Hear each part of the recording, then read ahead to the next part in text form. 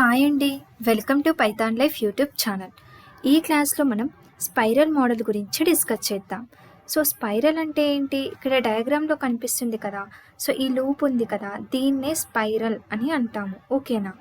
So ఈ spiral model అనేది combination of iterative and waterfall model అని చెప్పచ్చు. ఓకేనా?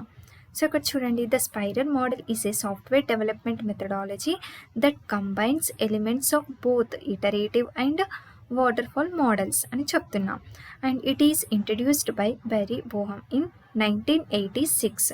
సో ఈ బెర్రీ బోహమ్ అనే పర్సన్ 1986లో ఈ స్పైరల్ మోడల్ని ఇంట్రడ్యూస్ చేయడం అనేది జరిగింది. ఓకేనా? So this is the first point. It is a combination of it combines both iterative and waterfall model అని చెప్తున్నాం. అండ్ ఇక్కడ స్పైరల్ అంటే ఏంటి? ఇక్కడ లూప్ కనిపిస్తుంది కదా, ఇలా ఉంది కదా. సో దీన్నే మనం ఇక్కడ స్పైరల్ అని అంటాము. సో ఈ స్పైరల్ని మనం 4 క్వాడ్రట్స్గా డివైడ్ చేసాం. ఇక్కడ చూడండి, 4 క్వాడ్రట్స్గా మనము డివైడ్ చేయడం అనేది జరిగింది. ఇది వచ్చేసి first phase, second phase, third phase and fourth phase. First one ఏంటి? Planning objectives are identify alternate solutions. And second one ఏంటి? Risk analysis and resolving. Third one ఏంటి? Develop the next level of product. And fourth one వచ్చేసి plan the next phase అని చెప్తున్నాం. So ఇక్కడ first one ఏంటి? Planning objectives are identify the alternate solutions అంటే ఏంటో చూద్దాం. ఓకేనా? సో దానికన్నా ముందు ఇక్కడ చూడండి, each cycle is a complete loop of this stages gradually refining the product through the repeated iterations. So ఇక్కడ ఇందాక చెప్పాను కదా, ఇది స్పైరల్ అనేది లూప్ అని చెప్పి. సో అదే ఇక్కడ చెప్తున్నాం. Each cycle is a complete loop, అది మొత్తం ఒక loop of these stages gradually refining the product through the repeated iterations with each spiral. More detailed and refined versions of the system are developed which reduces the project risks over time అని చెప్తున్నాం. So ఈ spiral అనేది each ఫేజ్లో వెళ్తుంది. And mainly మనకి ఈ spiral model అనేది రిస్క్ని resolve చేస్తుంది, రిస్క్ని అనలైజ్ చేస్తుంది. ఓకేనా? సో అది మెయిన్ అడ్వాంటేజ్ అని చెప్పొచ్చు, స్పైరల్ మోడల్ యొక్క అడ్వాంటేజ్. అండ్ ఇక్కడ మనం 1 by 1 ఒక్కొక్క ఫేజ్ గురించి డిస్కస్ చేద్దాం. ఫస్ట్ వన్ ఏంటి? Planning objectives are identify alternate solutions కదా. సో ఇక్కడ మనకి తెలుసు ఆల్రెడీ ప్లానింగ్ అంటే ఏంటి, ప్రీవియస్ లైక్ ఇంక్రిమెంట్ మోడల్లో, ఇటరేటివ్ మోడల్లో ఆల్రెడీ మనం డిస్కస్ చేస్తూనే వచ్చాం కదా. సో ఫస్ట్ ఫేజ్లో ఏముంటుంది మనకి? కస్టమర్ రిక్వైర్మెంట్స్ని అనలైజ్ చేసి అండర్స్టాండ్ చేసుకుని పాసిబుల్ సొల్యూషన్స్ని ఐడెంటిఫై చేస్తాం. ఓకేనా? సో అదే మనకి ఇక్కడ objective determination and identify alternate solutions. ఓకేనా? So first one is nothing but planning అని చెప్తున్నాం. Requirements are gathered and project objectives are defined, risk are identified and initial planning for the project phase is done. Just ఒక ప్రాజెక్ట్ని మనం develop చెయ్యాలి అంటే just initial planning అనేది మనకు ఉండాలి. ఆ ప్లానింగ్ని మనం ఇక్కడ సెట్ చేసుకుంటాం. ఓకేనా? సో ఇది వచ్చేసి మనకి ఫస్ట్ వన్. సో ఇది planning objectives are identify alternate solutions. Just plan అనేది వేసుకొని సొల్యూషన్స్, ఆల్టర్నేట్ సొల్యూషన్స్ ఏమున్నాయి, పాసిబుల్ వేస్ ఏమున్నాయి అని చెప్పి జస్ట్ డిస్కస్ చేస్తాం. అది ఫస్ట్ వన్. నెక్స్ట్ ఏంటి? Identify and resolve risk. So risk analysis. So risk analysis అంటే ఏంటి అంటే, రిక్వైర్మెంట్స్ని అనలైజ్ చేసి పాసిబుల్ సొల్యూషన్స్ని ఐడెంటిఫై చేశాక ఆ సొల్యూషన్స్ని ఐడెంటిఫై చేస్తున్నప్పుడు, సాల్వ్ చేస్తున్నప్పుడు కొన్ని రిస్క్లు అనేవి వస్తాయి. సో ఆ రిస్క్లని ఎలా రిజాల్వ్ చేయాలి, ఎలా ఐడెంటిఫై చేయాలి, ఎలా సాల్వ్ చేయాలి, ఆ రిస్క్ని ఎలా హ్యాండిల్ చేయాలి అనేది మనకి ఈ రిస్క్ అనాలిసిస్లో చేస్తామన్నమాట. ఓకేనా? సో ఇక్కడ చూడండి, potential risk are analysed and alternative solutions are explored to mitigate this risk. If a significant risks are identified, they may be addressed before moving to the next phase అని చెప్తున్నాం. So first ఫేజ్లో ఏంటి? Just planning. ఓకేనా? Plan అనేది చేసుకొని alternative solutions, ఆ ప్రాబ్లమ్‌కి alternative solutions ఏమున్నాయి అని చెప్పి ప్లాన్ వేస్తాం. సో ప్లానింగ్ అయిన తర్వాత నెక్స్ట్ ఆ సొల్యూషన్స్‌ని ఐడెంటిఫై చేయాలంటే మనకి అంత ఈజీ కాదు కదా! కొన్ని రిస్క్‌లనేవి వస్తాయి. సో ఆ రిస్క్‌లని అనలైజ్ చేసి రిసాల్వ్ చేయడానికి మనకి ఈ సెకండ్ స్టెప్ అనేది యూజ్ అవుతుంది. నెక్స్ట్ ఏంటి, థర్డ్ వన్ వచ్చేసి develop the next level of product అని చెప్తున్నాం. So the actual development of the software occurs here which may include designing, coding and testing. So ఇక్కడ మనకి ఈ థర్డ్ ఫేజ్లో యాక్చువల్ ప్రోడక్ట్, యాక్చువల్ డెవలప్మెంట్ అనేది start అవుద్ది. ఇక్కడ మనకి designing, development, coding and testing అనేది మొత్తం కూడా ఈ థర్డ్ స్టెప్లో జరుగుతుంది. సో ఎప్పుడైనా మనం కస్టమర్కి డైరెక్ట్గా ప్రోడక్ట్ని డెవలప్ చేసి చూపించము. ఫస్ట్ ఆఫ్ ఆల్ ఏంటి, ఒక ప్రోటోటైప్ని, ఒక డమ్మీ మోడల్, ఒక డమ్మీ ప్రోడక్ట్ని చూపిస్తామన్నమాట. అప్పుడు కస్టమర్కి ఓకే అనుకుంటేనే మనం నెక్స్ట్ లెవెల్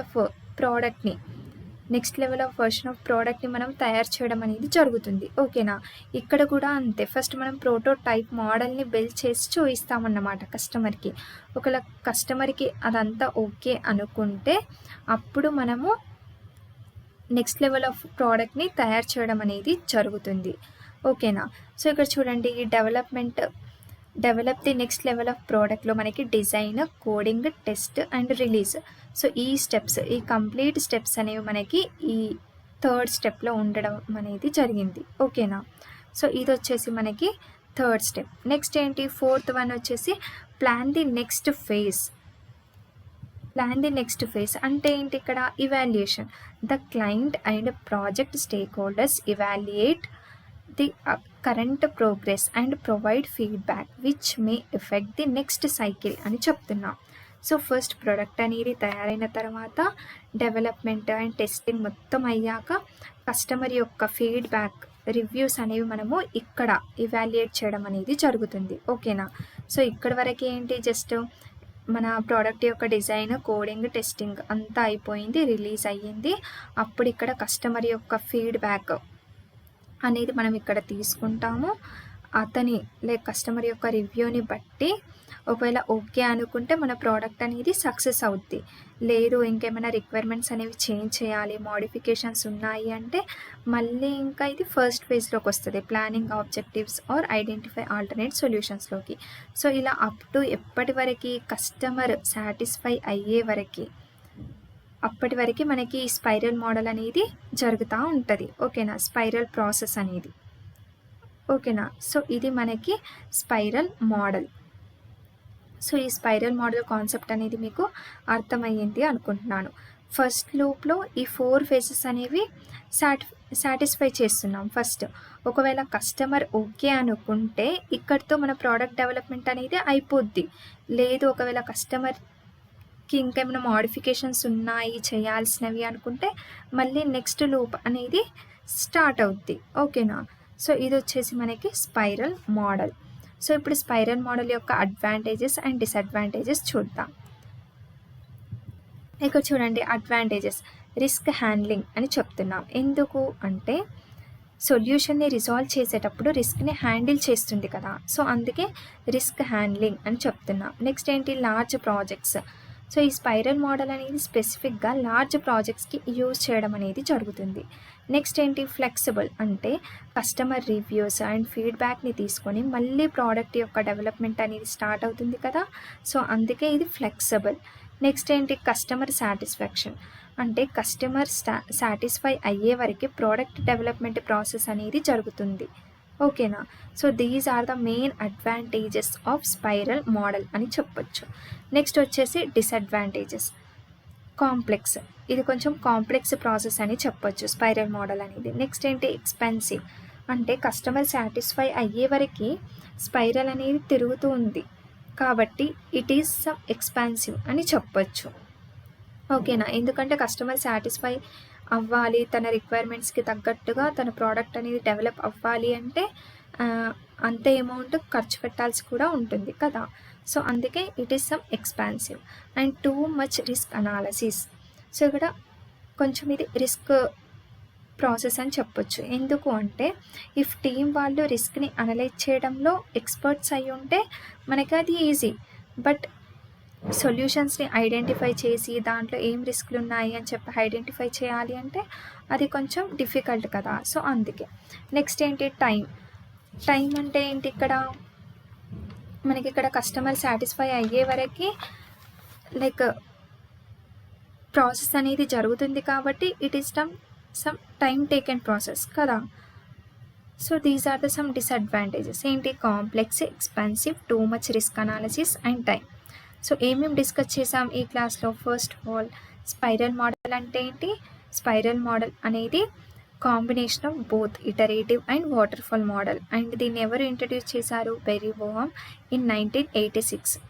ఓకేనా, ఈ పర్సన్ డెవలప్ చేయడం అనేది జరిగింది ఈ స్పైరల్ మోడల్ని.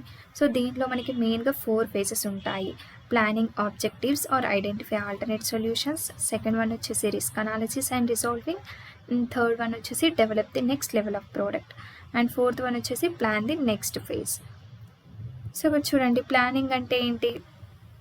జస్ట్ ఇక్కడ మన ప్రోడక్ట్ యొక్క ప్లానింగ్ ఏంటి, ఇనిషియల్ ప్లానింగ్ అనేది ఇక్కడ చేసుకుంటాం. ఇనిషియల్ ప్లానింగ్ అనేది చేసుకొని లైక్ ఆ ప్రాబ్లమ్కి సొల్యూషన్స్ని ఐడెంటిఫై చేయడం అనేది జరుగుతుంది. సో ఇది వచ్చేసి ప్లానింగ్ స్టేజ్. నెక్స్ట్ ఏంటి, risk analysis, second one. So risk analysis ఏంటి? ఆ సొల్యూషన్స్ని ఫైండ్ అవుట్ చేయాలి అంటే మిడిల్లో మనకి కొన్ని రిస్క్లు అనేవి ఉంటాయి. సో ఆ రిస్క్లని రిజాల్వ్ చేయడానికి మనకి రిస్క్ అనాలిసిస్ అనేది యూజ్ అవుతుంది ఈ ఫేజ్. నెక్స్ట్ థర్డ్ ఫేజ్ వచ్చేసి ఇంజనీరింగ్. సో ఏం చెప్పాను థర్డ్ ఫేజ్లో? Develop the next level of product. అంటే ఇక్కడ మనకి యాక్చువల్ ప్రోడక్ట్ అనేది స్టార్ట్ అవుద్ది. ఇందులో design, code, test, release, so ఈ స్టెప్స్ అన్నీ కూడా ఇందులో ఉంటాయి develop the next level of ప్రోడక్ట్లో. అండ్ నెక్స్ట్ ఫోర్త్ వన్ వచ్చేసి last one, plan the next phase. So finally మన ప్రోడక్ట్ అనేది రిలీజ్ అయిన తర్వాత కస్టమర్ యొక్క రివ్యూ, ఫీడ్బ్యాక్ అనేది ఇక్కడ తీసుకోవడం జరుగుతుంది. అండ్ అతని యొక్క ఫీడ్బ్యాక్ని బట్టి ఒకవేళ అతను కస్టమర్ సాటిస్ఫై అవుతే ఇంతటితో మన ప్రోడక్ట్ డెవలప్మెంట్ అనేది ఫినిష్ అవుద్ది. లేదు అని అనుకుంటే ఏమైనా మోడిఫికేషన్స్ ఉంటే అతని రిక్వైర్మెంట్స్ అంటే మోడిఫికేషన్స్ ఇంకా చెప్తే అప్పుడు మనము వాటిని ఇంప్లిమెంట్ చేయడానికి మళ్ళీ ఫస్ట్ ఫేజ్ నుంచి మళ్ళీ స్పైరల్ అనేది స్టార్ట్ అవుద్ది. ఓకేనా, సో ఇదంతా కూడా ఒక లూప్. సో దీంట్లో మనకి మెయిన్గా 4 phases ఉంటాయి. సో అడ్వాంటేజెస్ అండ్ డిసడ్వాంటేజెస్ గురించి డిస్కస్ చేసాం. అడ్వాంటేజెస్ ఏంటి? రిస్క్ హ్యాండ్లింగ్, లార్జ్ ప్రాజెక్ట్స్కి యూజ్ చేస్తాము, అండ్ ఇది ఫ్లెక్సిబుల్, అండ్ కస్టమర్ సాటిస్ఫాక్షన్, అంటే కస్టమర్ సాటిస్ఫై అయ్యే వరకు ఇక్కడ ప్రోడక్ట్ అనేది బిల్డ్ అవుతుంది.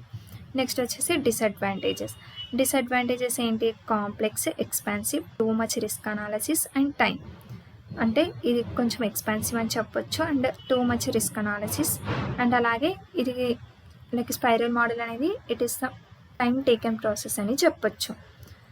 సో ఈ క్లాస్ మీ అందరికీ క్లియర్గా అర్థమైంది అనుకుంటున్నాను. నెక్స్ట్ క్లాస్లో ఇంకో కొత్త కాన్సెప్ట్ గురించి డిస్కస్ చేద్దాం. Thank you.